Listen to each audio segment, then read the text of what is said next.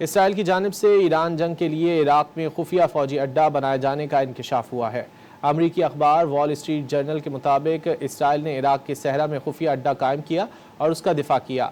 अमरीकी हुक्काम समेत इस मामले से वाकिफ़ लोगों ने बताया कि इसराइल ने ईरान के खिलाफ अपनी फ़ज़ाई मुहिम की मावनत के लिए खुफिया चौकी कायम की।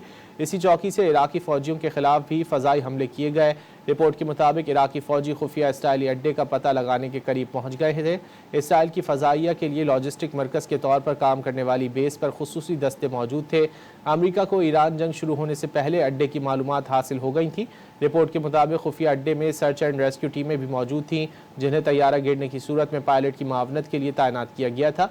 वॉल स्ट्रीट जर्नल का अपनी रिपोर्ट में मजीद बताना है कि इसराइली अड्डे का सुराग मार्च के अवाइल में उस वक्त मिला जब इराकी सरकारी मीडिया ने कहा कि एक मकामी चरवाहे ने इलाके में हेलीकॉप्टर की नकलो हरकत समेत गैर मामूली फ़ौजी सरगर्मी की इत्तला दी। मामले की तहकीकात के लिए इराकी फ़ौजियों को रवाना किया गया था, लेकिन इसराइली फोर्सेज ने उन्हें दूर रखने के लिए फ़ज़ाई हमलों का निशाना बनाया।